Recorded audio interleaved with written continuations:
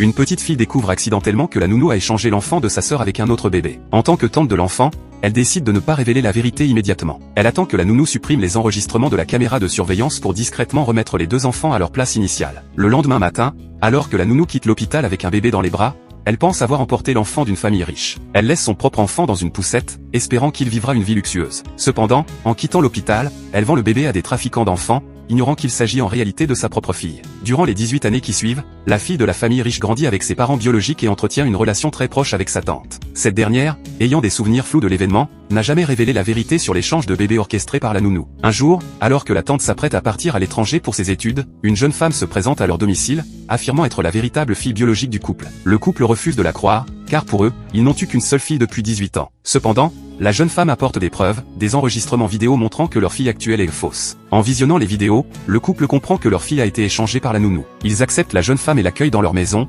écoutant son récit des épreuves qu'elle a traversées. Bouleversés par son histoire, ils tentent de compenser l'amour perdu en lui offrant une place dans leur villa et en l'inscrivant dans la même école que leur fille. La véritable fille, elle, doit accepter la situation en silence, se sentant comme une étrangère dans sa propre famille. Depuis l'arrivée de l'intruse, elle se retrouve à s'occuper d'elle comme une servante. Les parents, aveuglés par leur culpabilité, donnent tout leur amour à cette nouvelle venue. L'intruse, quant à elle, cherche à chasser la fille légitime en multipliant les provocations, elle exhibe ses nouveaux vêtements, offerts par la mère, et accuse la fille de voler l'amour et l'identité qui lui reviennent. Un jour, entendant les pas de la mère, l'intruse brise intentionnellement un bol et accuse la véritable fille de l'avoir agressée. La mère, furieuse, la réprimande sévèrement, et le père, sous l'effet de la colère, frappe la fille. Il, qui ne l'avait jamais traitée ainsi, change d'attitude en apprenant qu'elle n'est pas leur fille biologique. La mère, convaincue par les mensonges de l'intruse, force sa fille à s'agenouiller dans le salon en guise de punition. C'est alors qu'un enseignant arrive pour une visite à domicile, accusant la fille d'avoir volé l'argent de la classe. Les parents, déjà en colère, éclatent. Bien que la fille clame son innocence, une somme d'argent est effectivement retrouvée dans son sac. L'intruse feint alors la compassion et exhorte la fille à avouer. La fille réalise que c'est l'intruse qui a placé l'argent dans son sac pour la piéger. Malgré cela,